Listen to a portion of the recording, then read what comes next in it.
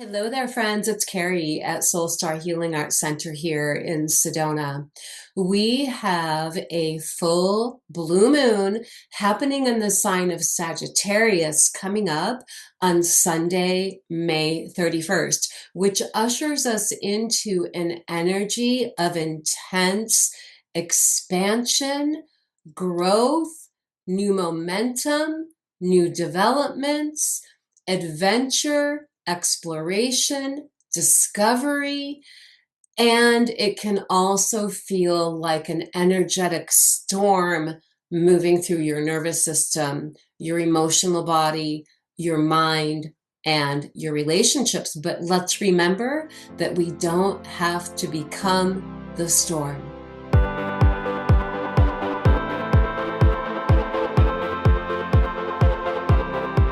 With the moon itself, Mercury and Venus all moving out of bounds as we come into the full moon, you may feel pulled towards impulsive decision-making, impulsive actions, emotional extremes, volatility, and an urge to have to try to hurry up and figure out everything at once.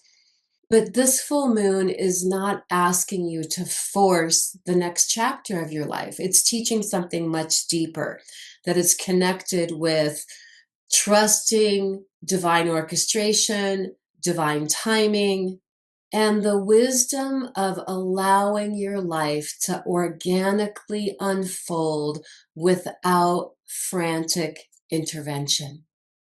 The collective themes around the Sagittarius full blue moon encompass themes of expansion, truth, movement, future vision, freedom, and spiritual perspective.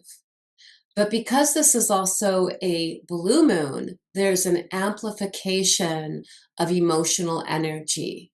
There's a sense of accelerated awareness, a culmination point that comes with a feeling like something has to change.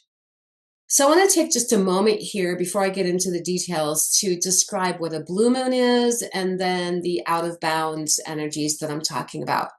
So starting with the blue moon. In modern pop astrology, a blue moon is basically any time you have two full moons in the same calendar month, which is what this blue moon is. It is rare. It only happens about every 2.5 years. But on a deeper astrological level, a blue moon is anytime you have two full moons that occur consecutively in the same zodiac sign, which brings 4 full moons within a season rather than 3. So this is a calendar blue moon, but it still does bring an intensified energy. This particular blue moon energy serves to support the realignment and the grounding into your internal personal rhythms. Okay, so what am I referring to when I talk about the out of bounds energy that's happening right now with the moon, Mercury, and Venus? This happens when a planet moves beyond its usual range of orbit within the ecliptic plane, which is the pathway that the planets move around the sun, and they can shift to be like a little bit higher or lower, north or south of that usual ecliptic plane. And when that happens, it brings heightened expressions to the energies that are normally associated with that planet. It's like a planet going rogue, fully expressing the intensified aspects of whatever the energies are that are associated with it. And that is happening right now with the moon, Venus, and Mercury. Because both Mercury and Venus are significant energies that are connected to this full moon, I'm going to describe typical ways that these energies manifest so that you'll be able to recognize them and to work with them with more awareness, however it is they end up showing up for you. So let's start with the moon itself. The moon out of bounds, because it has to do with our inner emotional self and our unconscious mind. When the moon is out of bounds, it lends itself to the experience of emotional extremes. This can be ups and downs. It can feel just like you feeling more intense emotions than you normally do. And because it's a full moon, of course, what do full moons do? They bring things to our awareness. So becoming more aware of emotional intensities going on within you. In Sagittarius, it can be a feeling of unsettledness, restlessness, urgency. There can be a difficulty in sitting still internally. It can also bring in amplified intuition that comes on the sensing feeling level, but it also can bring in amplified reactivity. Your nervous system may feel like it's trying to outrun uncertainty. So this is a really good time to practice mindful, meditative awareness so that you can have a little bit more of a reflection and awareness about these things, which empowers you to be able to respond more consciously rather than unconsciously reacting. Our emotions are always connected to deep unconscious thoughts, and we can use them as a gateway to shadow work, healing, and integration. I do have some videos here on my YouTube channel about shadow work that I'll link up here for you to explore. When Mercury is out of bounds, it typically manifests as overthinking, racing thoughts, mental spiraling, needing answers immediately. And we have to be aware of not confusing mental urgency with intuitive knowing. Urgent, impulsive thoughts are not intuition. Remember that our intuition will always arrive into our awareness as a deep, grounded sense of just matter-of-factly truth that feels like a statement, where if it's our wounds, our fears, our own scattered thinking talking to us, it's always going to feel more like a question. Out of bounds Venus typically manifests as a craving for freedom. It can also manifest as tensions within relationships, questioning alignment that you have going on with friendships, all kinds of different relationships, and a wanting of instant clarity around Venus themes, which is love, relationships, purpose, values, and finances. So take a moment and consider, with everything I've just described, what's your version of this? How is this rising up from within you? The best way to work with it with awareness is to be curious about it, and curious about if the things that you're feeling in your nervous system, in your emotional body, in your mind, if they're even true, or are they built on assumptions, projections? Are they coming from your fears, wounds? They may or may not be. It can be just your body's reaction to the intensified energies that come with these planets being out of bounds, which you literally can see as just a storm passing by.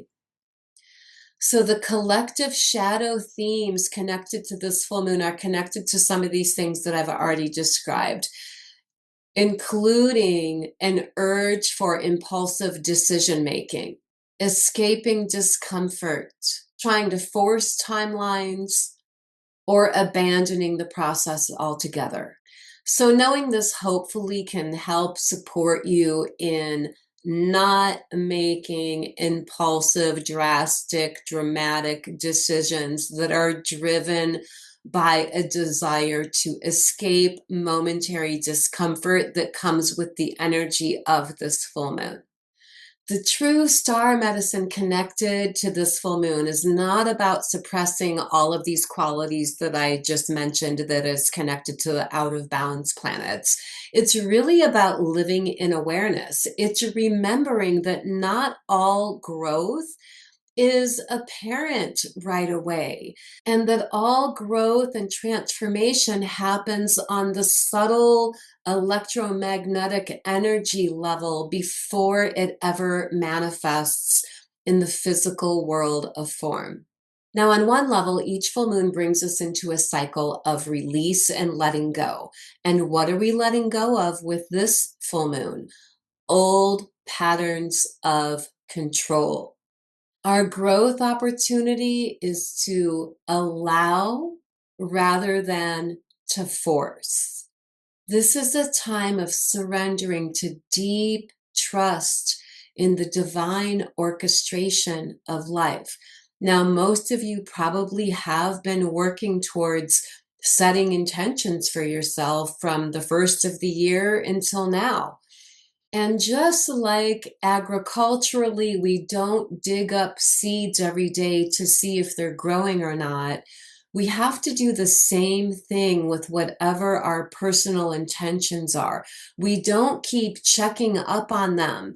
We have to let it go and trust the powers that be in the universe to work its magic in ways that are in divine alignment for you, so that whatever your conscious or unconscious intentions are for yourself can germinate, take root, bloom, blossom, grow, and yield its fruits. This is a time to practice presence and awareness as you interact with and engage in normal, everyday reality, which is the true spiritual practice ultimately. So now that I've given you an overview of what the energies are, I'm going to talk about the chart itself. So we have the full moon happening in Sagittarius at 9 degrees. Remember, the moon is out of bounds, and Sagittarius energy is all about essentially being a seeker of truth. And when the moon is out of balance in Sagittarius, it can lead to those emotional extremes, restlessness, and urgency, because Sagittarius is a passionate energy and it loves to be on the move, always moving forward and advancing, which is great. I'm just saying that when the moon is out of bounds, it might feel a little out of balance, especially because of this. The moon right now is opposite of the sun in Gemini, which is just coming out of a tight conjunction with Uranus. While the sun is in Gemini, it naturally lends itself to sociability, wanting to share ideas, interact, have meaningful conversations, especially with Uranus co-present with the sun. It compels innovative self-expression. And in this full moon chart, that is also connected to Pluto, which is up in Aquarius right now. So this motivation towards innovative self-expression can motivate you to want to be more engaged in your public life, more involved with groups and causes you believe in, collaborative efforts, collective endeavors. And it can also be the other way around, where being involved with collective endeavors, groups and causes you believe in, collaborative efforts, can be what inspires innovative, creative self-expression. The moon itself is making a sextile aspect to Pluto in Aquarius, which is very connected to innovation, collectively speaking, for all of us. Ask yourself, in what ways am I being inspired in my life to innovate, to renovate? Pluto then is making a sextile aspect to Neptune in Aries. Neptune went into Aries in February, and it's going to be there for 14 years. So we're still just the first few steps into a longer term cycle here that is very connected to renewed clarity regarding your self identity. It's rebirthing in a way where you're bringing your reality into alignment with who you truly are at this point in your life on that deep inner authentic soul level. And then with what I just spoke of with Uranus and the sun compelling innovative self-expression, that is also making a positive sextile aspect to Neptune. So this is a time where we, even within all of these challenge energies that I've already spoken of, the way to work with them is staying focused on your true personal development oriented goals and channeling that energy in the direction of creative self-expression right now. Another challenge that we have that is connected to the moon itself is that we have an aspect called an inconjunct or a quincunx, which happens when planets are 150 degrees away from each other. It's the least aligned they can be, and it manifests as an energy that's very challenging to navigate. And this quincunx is between the moon itself and Mars, which is in Taurus right now. So the moon in Sagittarius is all about our freedom to discover, explore, expand, play, adventure. While Mars in Taurus is more about the building or the development of our stability structures in our reality. So this quincunx creates a friction between these two extremes, which is also a part of that restless energy that we're navigating right now. So knowing that this too shall pass, and there is significance to the energy in the way that the friction in and of itself calls our attention to maybe where we do need to oscillate and find a flow within the part of us that's desiring freedom to explore, discover, expand, adventure, and the part of us that needs to be grounded in the 3D reality and maintain those structures for stability and security. It's all perfect. It's all divine orchestration that fosters our growth and development through these types of frictions and challenges. So Venus, which is out of bounds right now, and all the things I already talked about, is making a square aspect to Saturn, which is in Aries right now. So Saturn in Aries is self-responsibility regarding your identity. And with the square to Venus, in addition to the challenge energies that I talked about with the out of bounds, the pathway forward with this is self-love. Really just nurturing your self-love right now. This might look like self-care, self-love in the form of optimizing sacred space in your home environment. This is a good time for doing beautification projects around your home that are, organization and things like that.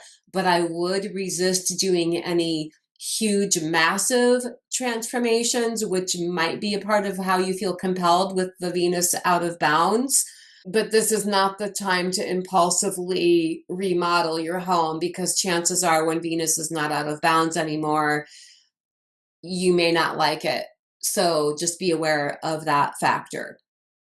And then Mercury, which is the other planet that's out of bounds. Again, all the things that I talked about, overthinking, mental spiraling, and all of that, racing thoughts, is making a square to Neptune. So Neptune is the planet of spirituality, the unseen mystical dimensions of life, creativity. So rather than just letting the mind run wild in the overthinking and the mental spiraling, give your mind the task of being aware of what the soul inspirations are around renewed clarity of self-identity, and alchemize it into becoming thought patterns of inspiration that you can journal about, take notes about, as a guide for how you're guiding yourself forward in life, in through the next season. This is the last full moon of spring, by the way. By the time we get into the next full moon, it's going to be like the end of the first week of summer. So as the wheel of life is turning from spring to summer, we are coming into a time now where the fruits of our intentions do begin to take form and show up and manifest. Summer is the time of year that I call tending the garden. So tending the garden is feeding the energy of whatever intentions you set for yourself earlier this year with positive, affirming thoughts, feelings, and actions, and weeding out all of the thoughts, the mental spiraling, the overthinking that can act as weeds that overtake the purity of those intention seeds that are sprouting and blooming now. So that is your practice as we're coming into summer. We're tending the garden. We're preserving the integrity of our intention seeds so they can completely flourish as we move through the summer months. So the breakthrough energies that we have access to right now are not through dramatic action, but rather through inner self-trust, nervous system regulation, the releasing of old control patterns, allowing life to organically unfold in alignment with divine orchestration, trusting that that divine orchestration is always supporting and guiding you in the direction of your highest and best, most fulfilled experience in life. And then the biggest breakthrough comes with a commitment to practice presence and awareness as you move through ordinary daily life. Trust that whatever is meant for you is already growing and developing beneath the surface, so to speak, on the energetic planes. So where in your life are you being asked to trust the process rather than forcing outcomes? I'm going to leave you with that, but I want to know in the comments below. Don't leave without sharing that, okay? All my love, guys, blessings, namaste, and I am going to see you around the corner in the next video.